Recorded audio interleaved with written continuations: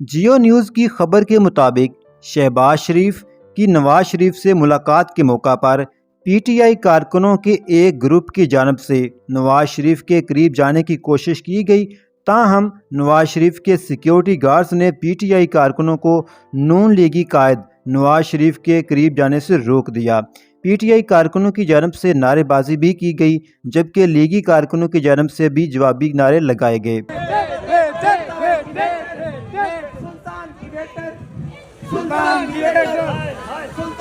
London میں وزیر اعظم شہباز شریف اور نواز شریف کے درمیان ہونے والی ملاقات تقریباً 3.5 گھنٹے جاری رہی۔